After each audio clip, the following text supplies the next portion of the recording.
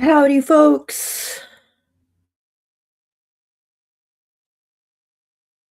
Yep, that's what I thought was going to happen.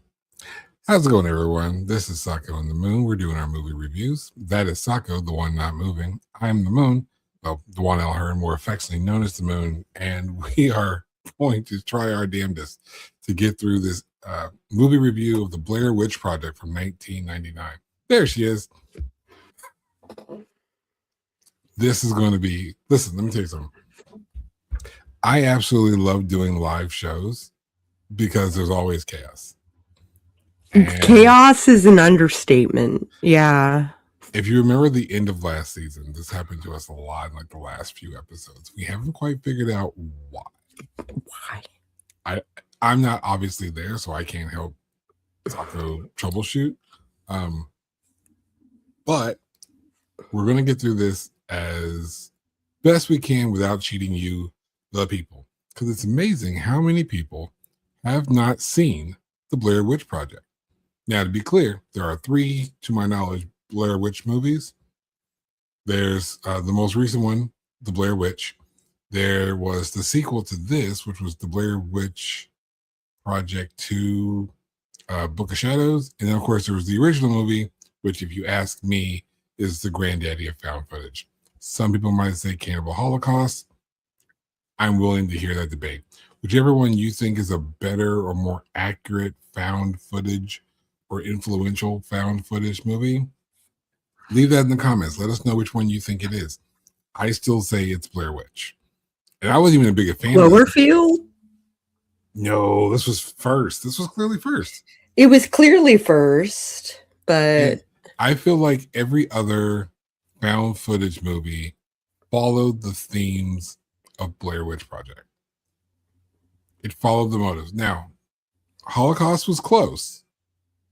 Holocaust was close, but there is a modern vibe. There was a modern portion in that movie. There was the piece of the movie where someone found, like, we were hearing the narrative of, these people went missing. We found the footage. Let's review the footage. There are people there reviewing the footage, and then we turn around and see it. She's frozen again. And I think that's the difference between Cannibal Holocaust and, welcome back, Blair Witch Project from 99. In Blair Witch Project, it's entirely the lost footage. It's as if someone found it. They're like, hey, we found this, put it together, put it out. What do you think happened? And they just put it out. It obviously looks edited because it cuts between like 2 different cameras. But other than that, when you look at Paranormal Activity, which would be like the next major found footage franchise after this, that's Blair Witch. You could go with the VHS movies. Those are kind of in the same ballpark, same family, same movies, horror subgenre family. But I would definitely say that Blair Witch, for what we truly identify as a found footage movie, too many F sounds. For what we fully identify as a found footage film, Blair Witch, clearly off top. We have a few comments out there. I don't have the controls to make them pop up on the screen, but we have Amanda speaking up in the chat. There you go. How you doing? Star Angel reading. I think that's Nikki. Thank you, Sako. Blair Witch fooled me when I was a kid. I really thought it was real. I think most of us did. And this was the beautiful part about marketing. The most important part of a film is getting the film out there and marketing it. I use Scream as an example a lot, and there was a lot of questions about this latest Scream movie. And I was probably talking to Sako or probably someone else. I'm like, you don't want to look at the first weekend numbers. That's a reflection of the marketing. Second weekend numbers are a reflection of how good the movie is. And I'll keep most of my opinions to myself. Let's just say the first week did really good, a lot better than the second week did. But overall, still a successful movie financially. So I'm sure we'll get more into that as I get into the backstory backstory and the trivia and stuff like that. But Well, why don't we just go ahead and get into it? I hope we can. All right. So we use we will, one way or another, we will. What? Hang tight, people. It's going to be a hell of a ride. Let's get into it. We're going to start off with theme, where obviously, I'm assuming that you've all been here before. If you haven't, we have a 4-star system. We go to theme, production, writing, and characterization. Love the Sako still has control over the things, that she can still hear me. That's good. You're back, by the way. Don't make any weird faces. You come back randomly. Yeah, because if you get frozen like that, I am going to laugh. I'm going to be rolling. You know what? But we start off with themes. So let's go ahead and get into theme. Under themes, one of our subcategories, we have what we think: the message, the tone, the mood, and the backstory. The backstory of the movie is actually pretty interesting. It's obviously 3 people went to do a documentary on the Blair Witch.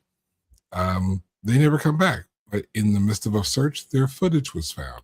It was put together and released, and that's what we were supposed to be watching. The marketing of this movie was genius.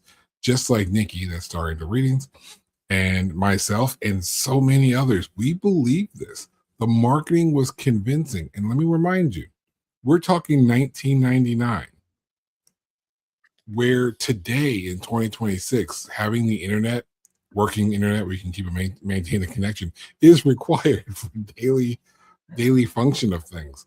But in 1999, having the internet in your house on your personal computer, that's what PC stands for, ladies and gentlemen, in case you didn't know, on your personal computer, that was a luxury in 99. Most of the schools had computer labs, so it wasn't about homework, and most people who did work from home did stuff on the phone, or the company provided you with a computer. The internet was dial-up, and it was slow as shit. But much faster than no internet at all.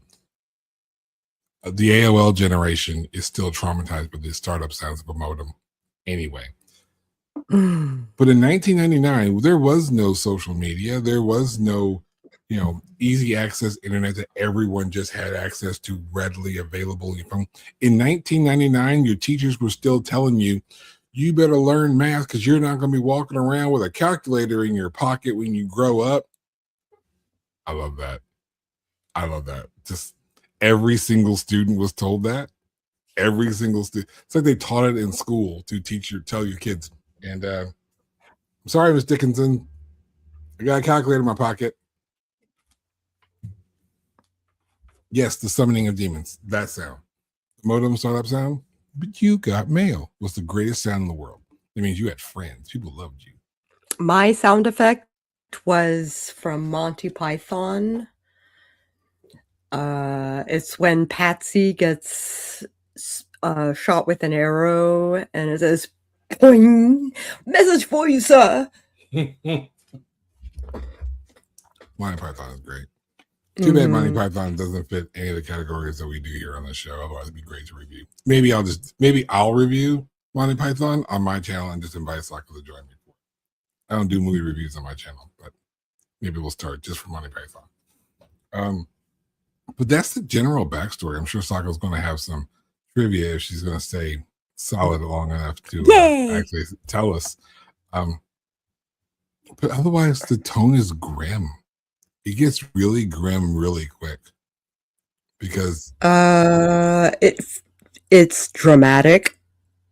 It's a little over dramatic, but I know people like that, and that's what's great about it. What happens? That dramatic. What happens when you go without? Right? What happens when you get lost in the woods for days at a time? No food, no water, no guidance. Yeah, you act a little dramatic. Horror starts when you make mistakes or when bad things just happen, when a problem occurs. And that's the difference between a lot of genres in horror. Usually there's like a conscious mistake that's made. I have a sneeze that I'm trying to wait for. And it's not coming. All right. But yeah, that's what really happened here. And that's what kind of really sets off the horror drama in this particular movie. They get lost. And that's I'm sorry, there's nothing more horrific and very, very real. If you've ever been lost somewhere in a place, I haven't even sneezed yet, but thank you. But if you've ever been lost in a place where you don't know where you are, you don't know where you should be, you don't know anyone around you, you have no one to call for help, no way to call for help. Mind you, this is 99. People didn't have cell phones in their pocket. It wasn't like you're walking around like this trying to find reception. There's nothing to find reception on. You got nothing. There's unless you have like a ham radio or one of those big bulky, actually 99, you had like the Nokia phone. You had a pager, but you had to call a pager. There's no phone booths. So they were in radio contact with the staff while they were lost in the woods. They got lost 3 times. Yeah. In real life, they got lost 3 times. So, like, so they use that for the record. They use that. I was going to save this for production because this is technically a production thing, but I'm going to mention it real quick here. The way they filmed this movie is so indie style. It's so renegade movie production.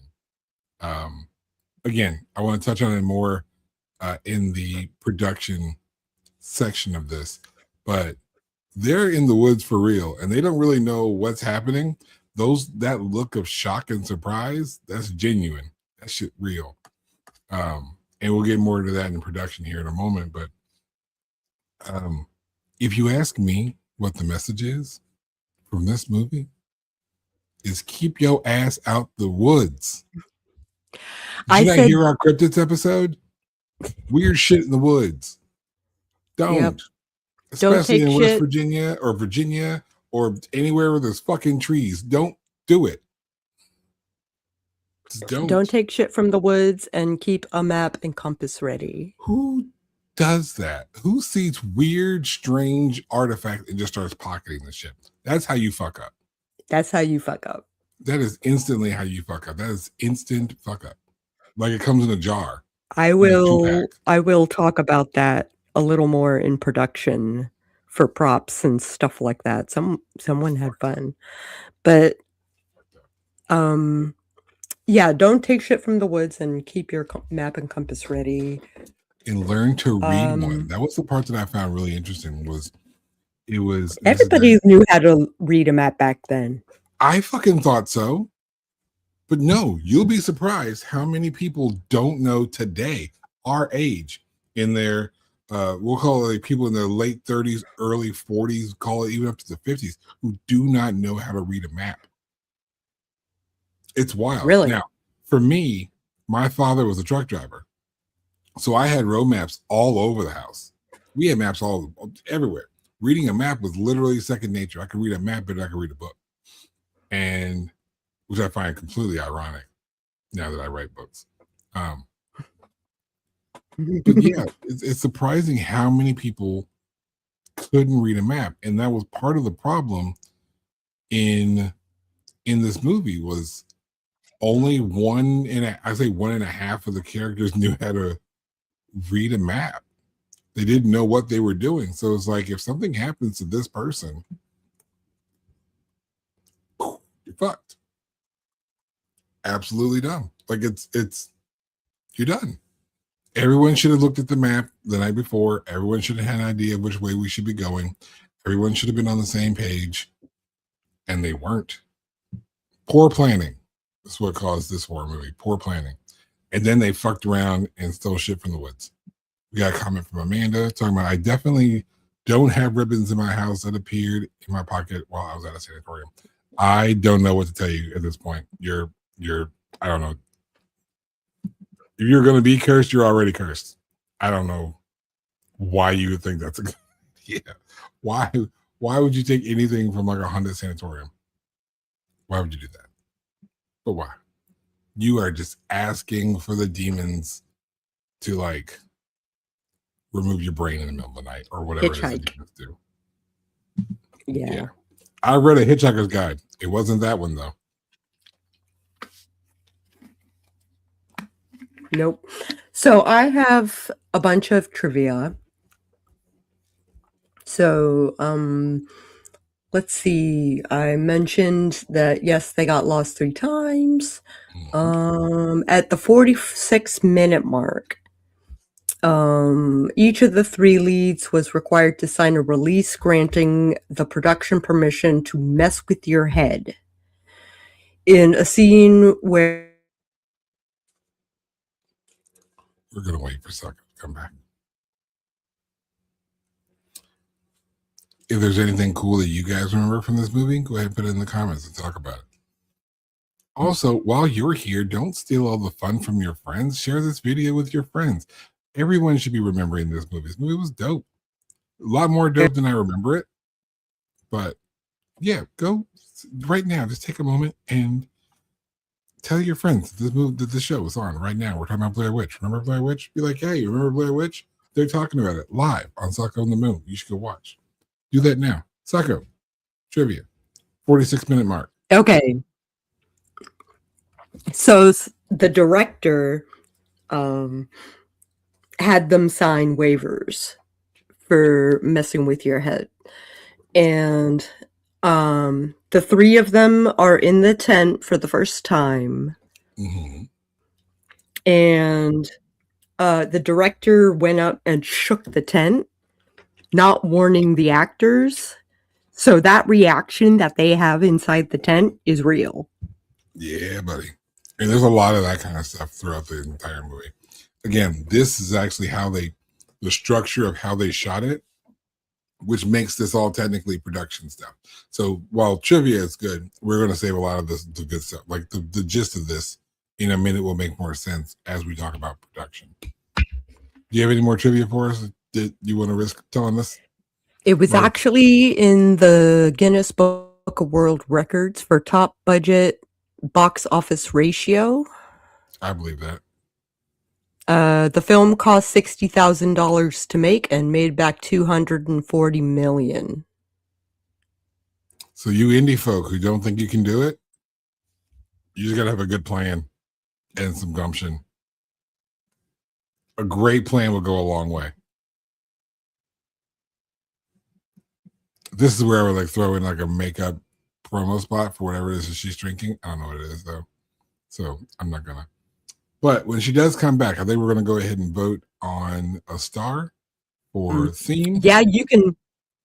There you go. Okay, I did want to mention that they returned one of the cameras because they bought it at Circuit City. If that tells you anything, they returned one of the cameras, so their cost was laughable.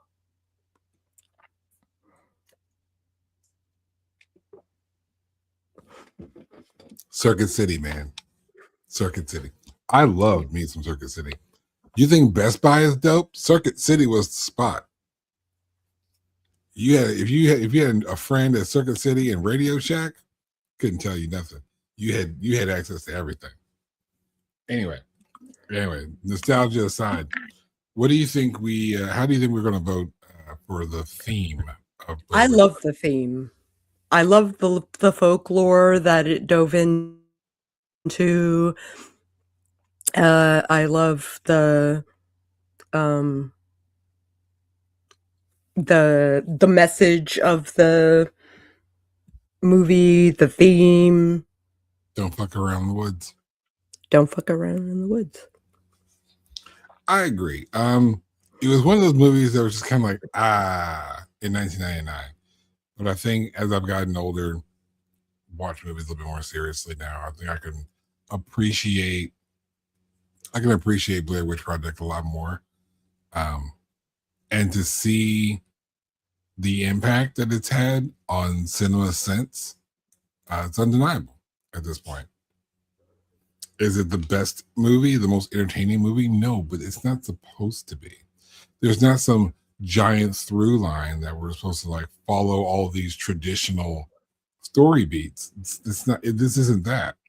This is what it would look like if three random people were trying to do a project in the woods and got genuinely lost.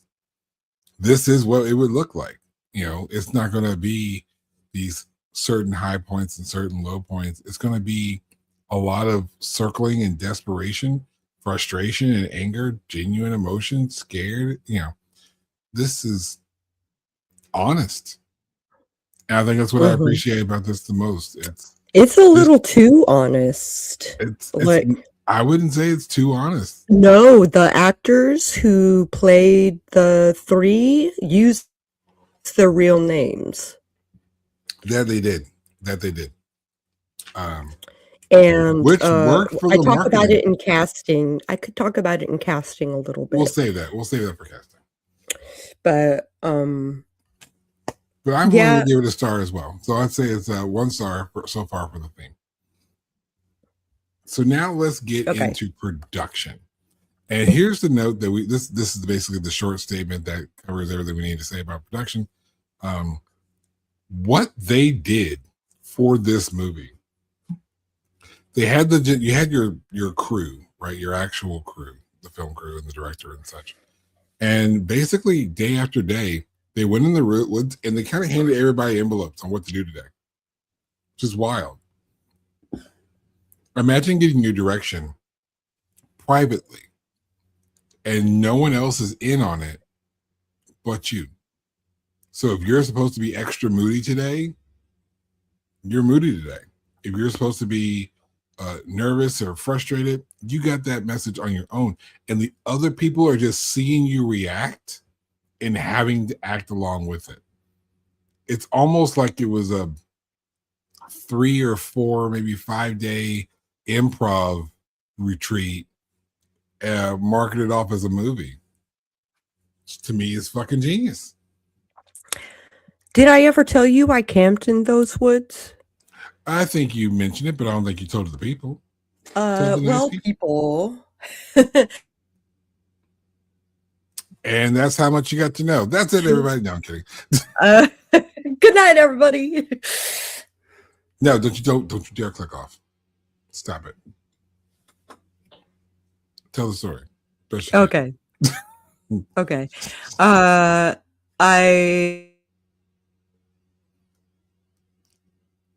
And that's how great the story was. See, she encountered ghosts, and the ghosts are like, no, Sako, you cannot tell these stories. Every time she goes to tell the story, they freeze her. See, she took a ribbon too. See what happened? She's taking stuff out of the woods. This is what you get. The ghost is like, you can't tell this story. On the way. No. Yeah. No, the ghost. No one heard anything from that story. Nope. I figured as much. Okay, so we were driving through Antietam to go to these woods. Made to the woods. And I saw a line of men in blue like Confederate suits, not Confederate, but blue suits. And I drove faster. Honestly, if you see a bunch of dudes just kind of hanging out on the side of the road in the middle of the woods, drive faster is the correct response. Mm-hmm. I don't know why they're there, and I wouldn't trust it. But bet your ass I'm gonna be out that bitch. Out. That way. Not doing it. Of course, you're not gonna get me in the woods like that anyway. That's why you're lucky, Raven Con. I'm not coming because I don't want to fuck around in these airports, and I'm not driving. 9 hours. No.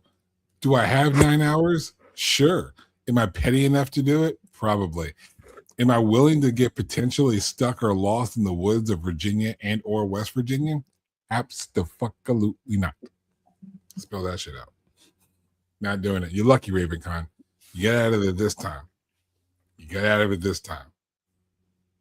Got my eye on you, though. You're going to see the moon at some point.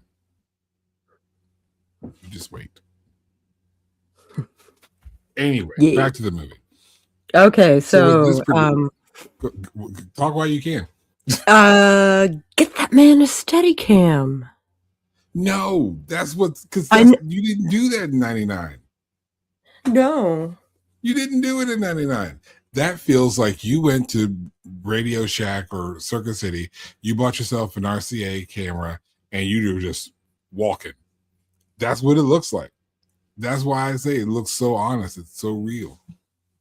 That cinematography was perfect. Indie filmmakers don't do that. Don't do that. Buy a gimbal. It's okay.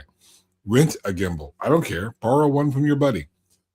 You need a steadier hand for whatever you're filming. Unless you're filming this, then that is perfect. Understanding the assignment, I think the kids would say. They knew the assignment and they were able to execute it perfectly. And with all the other little tidbits in the production, what makes it more honest? Except for a lot of shots of the grass. Someone had so much fun making the witchy shit that was in the woods, the piles of rocks, the teeth in the small pool of blood in Josh's shirt. Mm-hmm. Like, just so well done. And her reaction when she finds this stuff is genuine. Because that's what happens when you keep your actors in the dark and they're forced to just act and react. They're forced to be the character. It keeps you immersed in the character. Mm-hmm. You gotta appreciate it. Again, is this Oscar-worthy performances? No. But it wasn't designed to be. And again, it was designed to be a War of the Worlds sort of event. And if you've never heard like the story behind War of the Worlds, where the fuck have you been? Where have you been? Where? War of the Worlds Under a rock was when they did stories and stuff over the radio because TV wasn't under a thing. A pile of rocks. So you got your stories and your little entertainment from the radio. So War of the Worlds plays out as a radio broadcast, like a news broadcast of aliens landing and invading. And people forgot they were listening to a radio show, which when you think about it, is like, even with everything in mind, how do you forget that this was a radio show? Like, this is in a time slot that they would have otherwise done a fictional story. It was like just it's like having it on TV at 4:00 when Young and the Restless should be on, and not realizing that this shit is Young and the Restless. It's just it's in the time slot as Young and the, that's what it is. Mm-hmm. But people were so convinced that they genuinely panicked. People lost their fucking minds. Wild shit. Look that shit up. That shit was wild. Not the movie with Tom Cruise. Actually, I didn't watch that one. That's fine. That's not what I'm talking about. If you can find like the old radio recording, go ahead and give it a listen and let me know how you think about it. And come back to this video, put in the comments. But in the grand scheme of things, between the art direction, the cinematography, is it great? I feel like in any other movie, I wouldn't give it a star. I would give it a star. In any other movie, I would not. In this movie particularly, because this is what they're going for.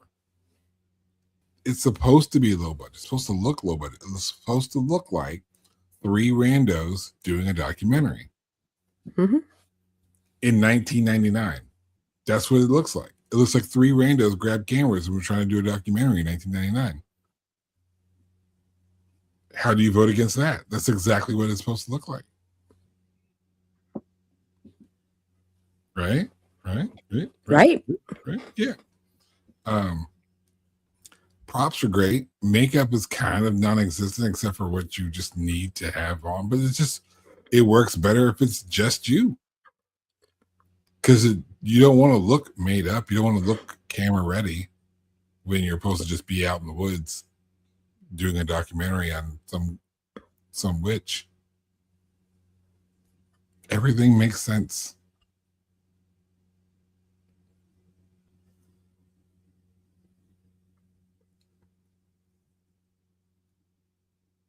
That is quite funny. I'm sorry. That's just hilarious to me. Of course, New Jersey. Why not New Jersey? That's what they do in Jersey.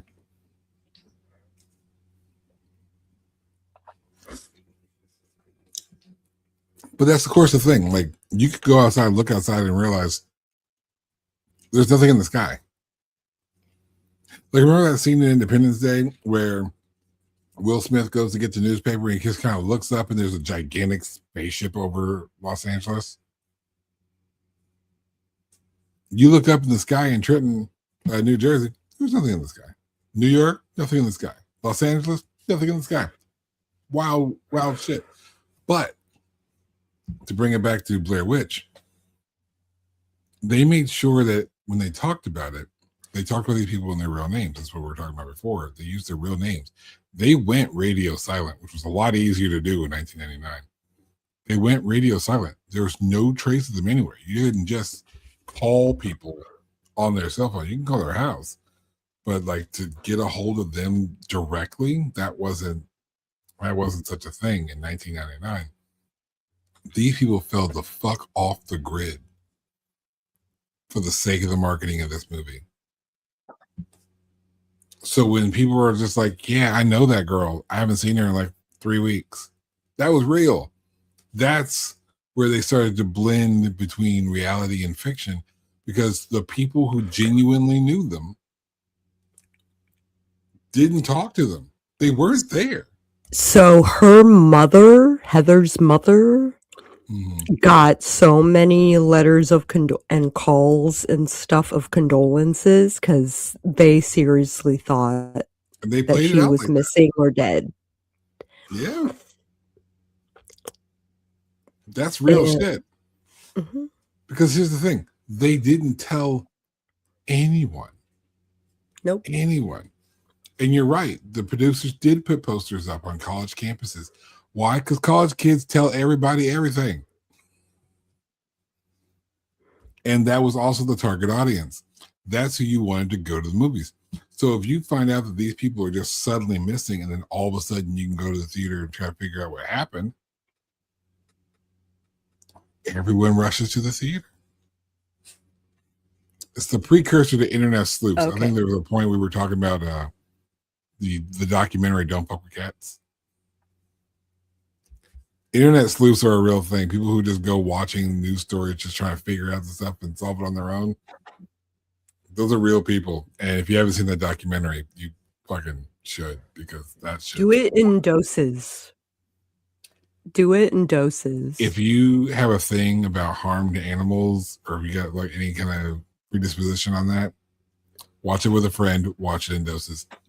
If you're just like, fuck it, whatever, go ahead and just watch the whole thing through. It's too fascinating for me to switch off.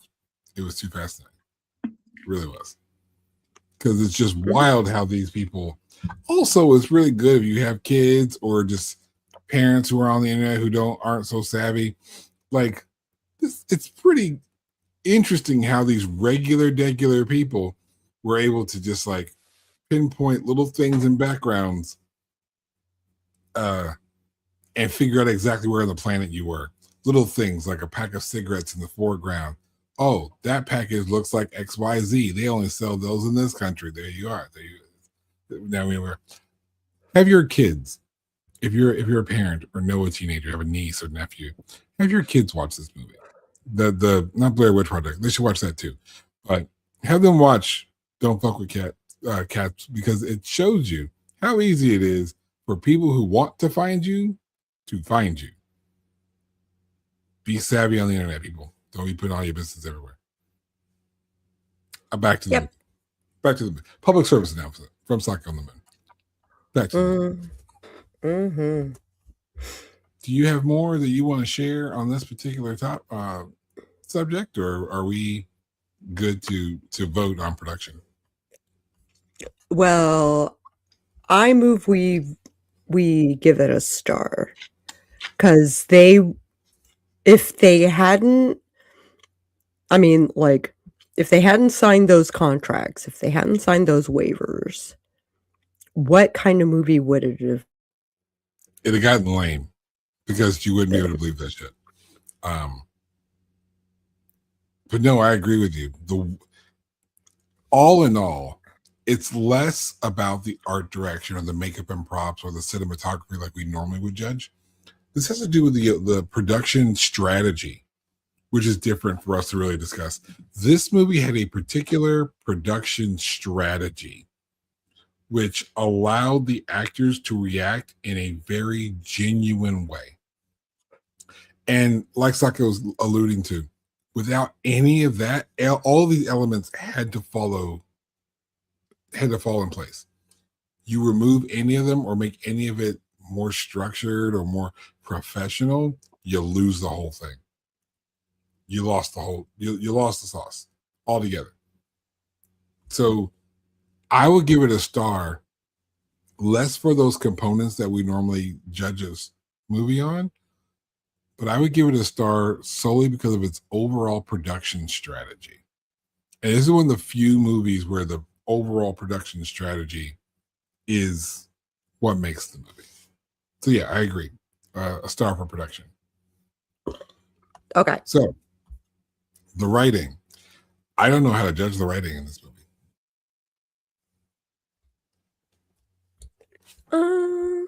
Because there's not really a script in a traditional sense. There wasn't a They had an outline. Right. There wasn't a writer in a traditional There were sense. 2 writers.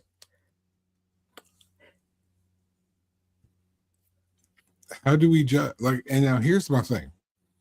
If based on how the movie is intended to be, because again, as we've already discussed, the movie is exactly what it planned to be. It did exactly what it wanted to do. How do you judge the writing when the writing is so ad-libbed? It's so flip-floppy, wishy-washy, because it's not really there. There is no, passing the script around to, Josh and, Heather, and then, everyone reads the script. How do you judge the writing? Do we give the movie credit for what it intended to do? Or do we not give it a star because there's technically no writing to really judge? I'm not really sure. And I can't get a solid answer for Sako just yet. So if you're in the comments, tell me what you think. I know I'm asking a lot of you guys today. I'm asking a lot of you. Thank you for being here with us for the live version of this show. Give me your thoughts. If you were on this panel right now, how would you judge the writing of this movie? Tell me in the things. Do the things. While Sako's back, what do you think? I think we should give it, considering how they wrote it and how they executed it. Okay. The dialogue was believable once they got lost. Because they got lost. Yep. Is that really writing, or does it count as writing because that's the structure? It's like judging the writing on an improv project. How do you judge the writing on an improv project? Do you give credit to all those involved in the improv for coming up with things that are clever enough to make it work? Or is there no solid writing to base the writing on? I think there was an outline. Oh yeah, there's clearly an outline. I think there was. They had a direction. They had a direction.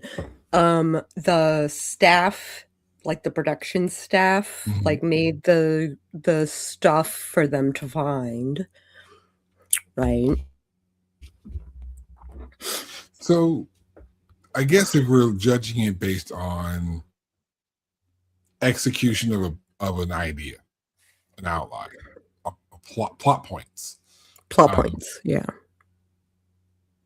I guess it's kind of all about plot points at this point. Like how we went from A to B to C to D to E all the way to Z with Josh in the corner. Spoilers. Oh, yeah. Josh is up in the corner. So I guess if we're going to go with plot points, let me just go ahead and take this moment while she's she's back, but I'm going to do it anyway. So here's the gist of what we have. And I can do this very, very quickly because a gist is all you need. I think a gist is all they had. So basically, you have Heather, who's a documentarian and wants to make a documentary on the Blair Witch. She gets help from two friends. It's Josh and was it Michael? I think it was Michael. Heather, Josh, and Michael. They set out to go to the woods where this story of the Blair Witch happened. The same woods that Sako went to go camp in. It did. It did very much. So here's the thing. They go, and in the process, they get lost. Now, Heather is kind of in her arrogant feelings and doesn't want to admit that they got lost. She's either doesn't want to fess up to it, or she's got too much pride, or she doesn't realize how lost she really is. And they lost as fuck in the woods. It could have been that the Blair Witch turned things around and they were in some kind of spirit world void. But hey, Kelly, some kind of like spiritual void that kept twisting and turning them around. Because there are so many things they could have done. They tried to go in one direction and ended up in the same spot somehow. I would say they should have followed the sun. Starts here, that's the east, ends there, that's the west, this is north, that's south. Pick a direction and go. But yeah, there's that. And it ends up with them finding the house. And it's a small little thing. There's like an interview segment in the beginning where they talk to someone about the story, the backstory of what happened to some people who were caught up by the Blair Witch. And it ends up happening to them in the end of this movie, which was great. It was a great callback, which I have to take, then just agree with Amanda in the comments that the outline that they had, their outline, it worked really well overall. Because there had to be some sort of structure to be able to place that story in one place and then do the callback at the end. And it was enough of a callback and the execution was well enough to where once you saw homie standing in the corner, you knew exactly what was happening. You knew exactly who was at fault and you knew exactly what was going to happen next. And then boom, Heather gets clubbed. She's on the ground. The camera's on the ground. That's it. Movie's over. End of movie. Movie's over. That's the end of the footage because we done. There's nothing else. And the setup and callback, I think, is enough for me. If we've agreed to go ahead and judge it on the plot points that were clearly there, I can go ahead and give it a star. Because there's not a whole lot to judge off of. There just isn't. The Blair Witch Project is it is horror in its simplest form. It's like, all right, what scares you? Cool. Let's put someone in the situation to experience just that. And then you're going to see it from their point of view as raw as possible. So that's the movie. So there's not a whole lot to judge except for, did it work? And I think for the plot points that we have for this movie,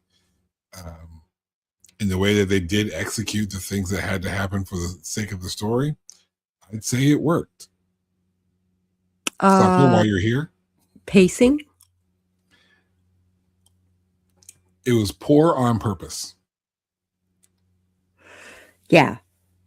If you watch, there's a lot of spinning in the woods. You don't need to watch like 3/4 of the movie. Like, you could just watch the last third and be totally happy with it. I would say you have to watch the first third and the last third. I would suggest watching the full film only because there's some story that's told in the drama and the desperation of the characters as they're realizing how lost they are and the character fighting that they have amongst themselves. Uh, when you see the roles that everyone is playing. Hello to Popper Knight. Yeah, Blair Witch is dope.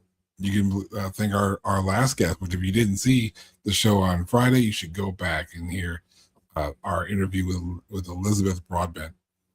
Great interview, great guest. She has some wonderful points. Southern Gothic. Check out her books. Check out our episode. All the shit's there. Go back. And she suggested Blair Witch Project. So here we are. Of course, here we are. We give the people what they want, which is obviously more Sako on the Moon because we're dope. But yeah, Sako's right. There's a lot of the movie that you could skip. There's a lot of fast forwarding you could do.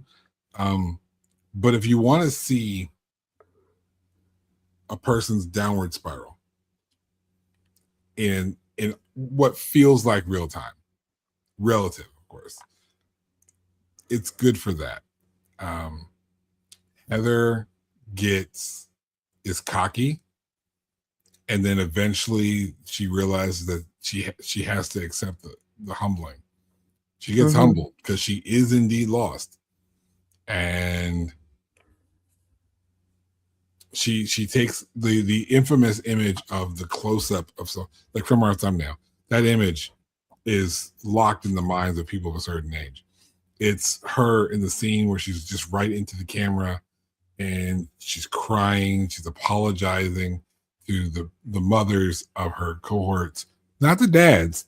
Fuck their dads. She didn't say shit about their dads, but she apologized to their moms. Like their dads just don't, like we don't have feelings. Whatever. I digress. I was a little salty about that. I'm not gonna lie. I was a little salty about that. I'm like, their dads might still be around, man. Their dads care too. Dads care. Damn it. Anyway, yeah. Again, I digress. She only apologizes to the moms. That's what you get, Heather. That's why I got clubbed in the head by the Blair Witch.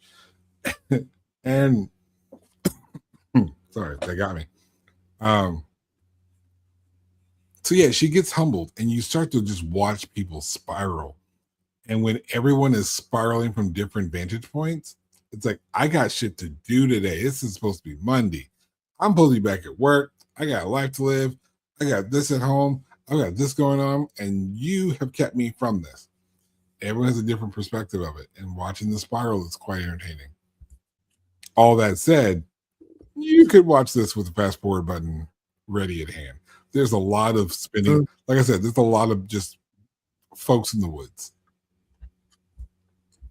You see a lot of sticks, a lot of grass, a lot of leaves. A lot of trees.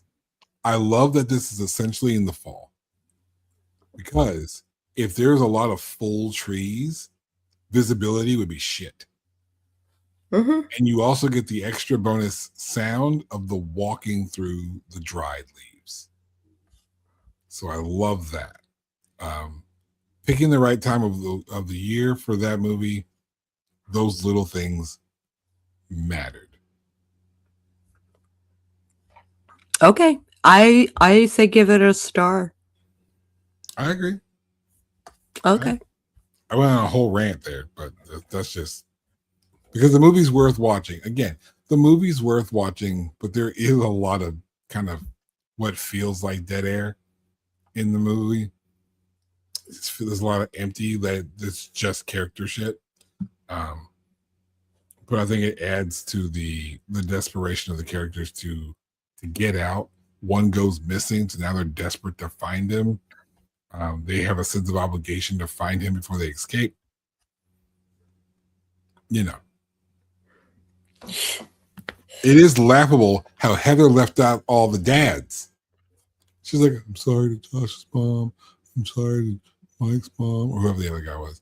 And I was sorry to all the moms in the world. Fuck the dads. Like, I get it that people are saying fuck the patriarchy, but not the patriarchs. Like, just give the dads something, okay? Jesus. Dads care too. All right. Dads care too. Damn right we do. Anyway, Okay, so characterization. We normally cover casting, consistency, and evolution, and POV. the movie's all POV, Uh, really. I mean, Heather held the camera for most of it. It there's was two cameras, but her yeah, direction. There were two cameras. the main camera Um, was Heather. Most of the movie is Heather's point of view. mhm. Yeah. So Heather Donahue legally changed her name to Ray Hance sometime between 2016 and 2021. She did this to separate herself from the Blair Witch Project and said that using her real name in the film has been her biggest regret. I mean, legit. I mean, I can see that. You know why? Because everyone, all the dads were mad at her and they were hunting her down. They had shit to say to her because she ignored all the dads. That's why. No. But in reality, you can imagine that everyone would be hunting her down for one reason or another, good, bad, or indifferent.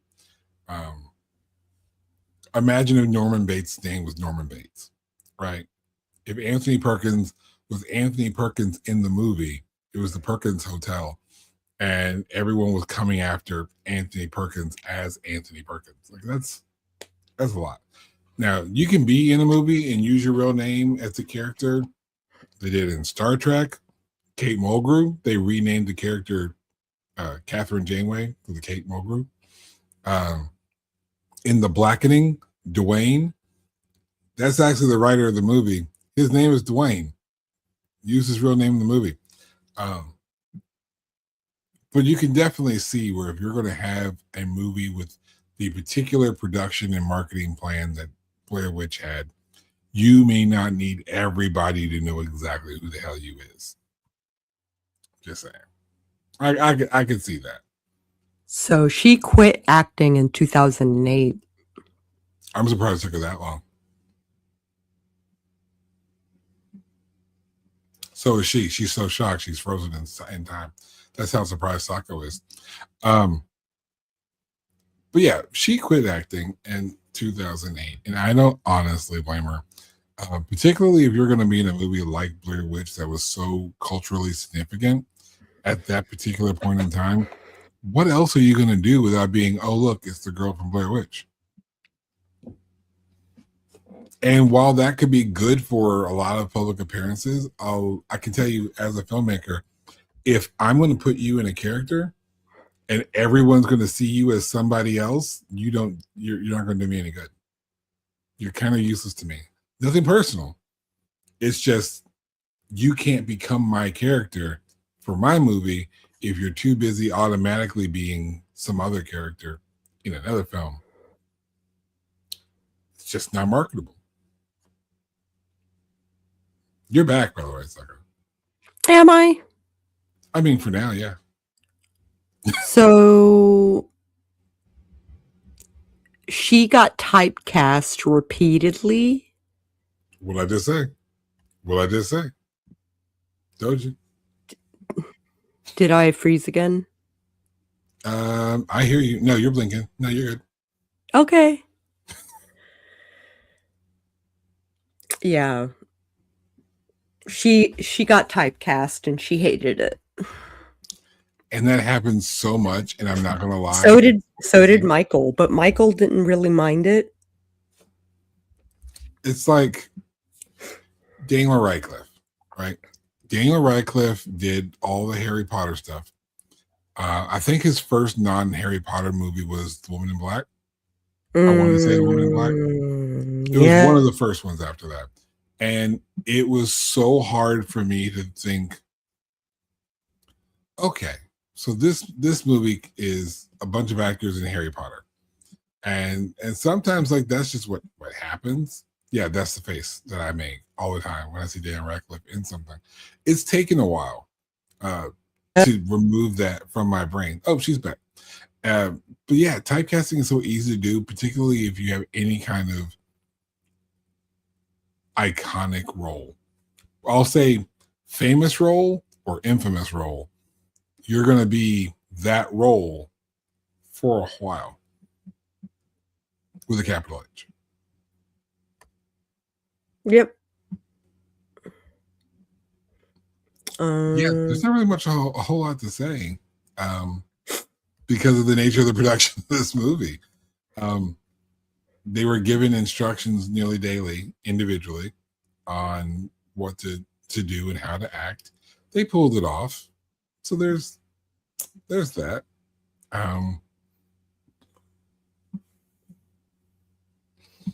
Yeah, I feel like they played themselves doing their own thing. It's a It worked. shame. It's a shame that Heather went the way she did. She's a pot farmer now, but That checks. yeah, she's got a couple of things in the early aughts that she did, TV shows and stuff like that, but they are all in the same kind of genre. Because you're the Blair Witch chick. Now, for those who are curious, everything else from Blair Witch is all. While the Blair Witch Project obviously is fictionalized, everything else is projected and done with more production value. It looks like a movie with a theme. I think Book of Shadows is even recognizes the original movie as a movie inside, it's recognized in universe as a film. Kind of in the same way as Winnie the Pooh, Blood and Honey. Can we try not to ever do that review on this show? Thanks for that. I would like to you, yeah. Yeah. Of course, now someone's going to be like, "Hey, Winnie the Pooh, Blood and Honey, do a review on that," and I'll be like, "Fuck." Have I seen it? Yes. Have I seen the sequel? Yes, I have. I have seen them both. And I have not watched them yet. They are films. They are films. I will say this: Winnie the Pooh, Blood and Honey is better than Mousetrap. I was gonna ask. Yeah. It's better than Mousetrap, and Winnie the Pooh, Blood and Honey 2 is better than the first one. Production value is the big thing. I didn't say they were great, but they're better than Mousetrap. Not that that says much, because Mousetrap. You know what? Just go back. Just, because you love us. Because you love us. Because you love us. Go back and watch our review of Mousetrap. It's got nothing to do with this movie. Go back and watch that one. Hilarious review. Fuck that movie. I'll put it in the cards. Yeah. It's hilarious though. It's a film. Boy, is it a film. It is a film that with people in it. In fact, it's a film with people in it. Mm-hmm. Oh, now we're both frozen. Are we? Because I'm moving. You're not. I see me moving, which is not typical for when I'm frozen. I normally see myself frozen. You're back. There you Am go. I? You blinked. You did. Okay. Yeah. Either way. A star for characterization? I don't know that I can give it.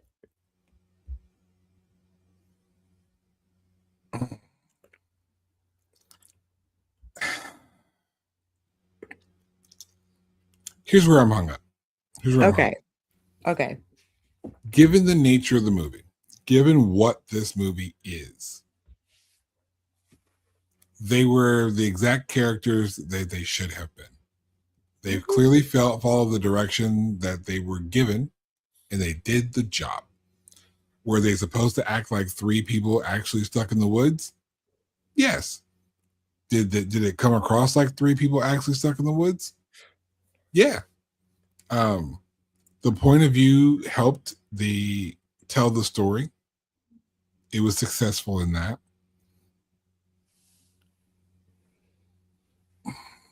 There was a lot of extra though. There was a lot of just spinning. Again, like I just said, it helps to tell the story, to watch them spiral out. But you can hit the fast forward button, and none of that really ultimately matters. There's some little tidbits that go along with the story or remind you of something that was said before.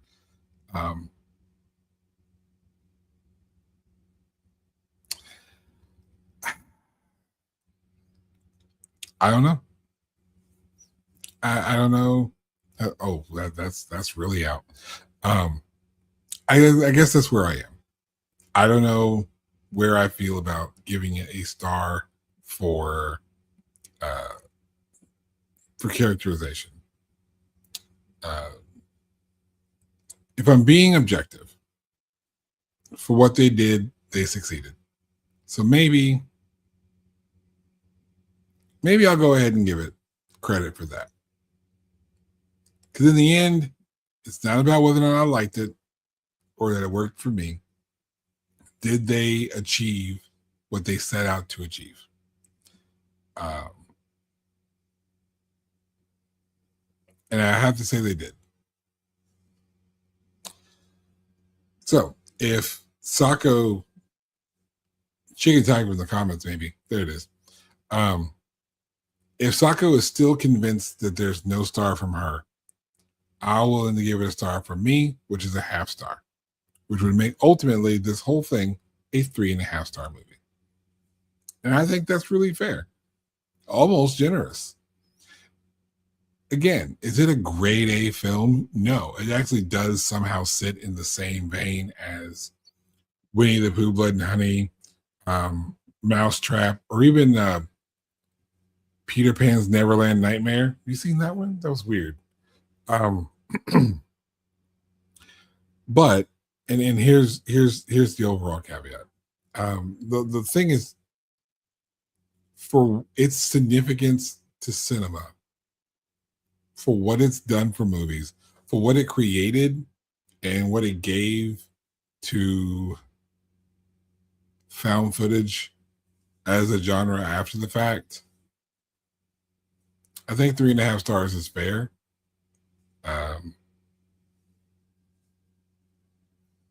There you go. I think we're going to sit with that. Sago's not here to argue with me, so there you go. Sako on the moon, more moon. That's it. That's our review. I don't know how we're going to do our next episode. We're recording it off schedule. I think we're going to record it and then.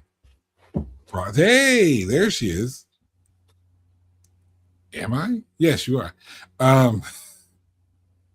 We have an episode for tomorrow. I think we're going to record a little bit early and then just post it tomorrow at 11 o'clock. So I apologize that you won't have to get to deal with me in the liveness of our interview.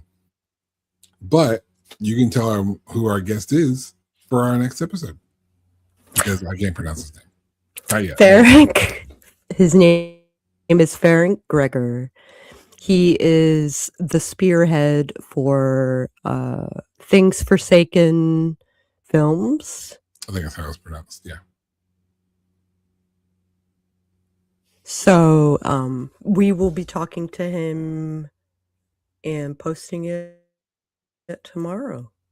Mm-hmm. Which means I had to finish watching the movie. I tried to watch it yesterday. He has a small show. I haven't. I watched it last year, but I want to refresh. I was trying to watch it last night, and I don't know if it was my computer or the link or something. It kept freezing. Everything else on my computer worked, but it kept freezing. So I'm gonna try it again to watch it, and it's gonna be a hell of an episode. A great interview. And I guess I'll go ahead and sign us off. This is my co-host Sako Toomey. She is an author. She writes stuff, and you can buy all of her books in places where books are bought. I am Dewan L. Hearn. I have a book that you can also buy. It's on Amazon. It's called the Copper Week Collection. You can watch our short films. You can watch past episodes of Sako and the Moon. We do the things, and we'll have a better outro tomorrow.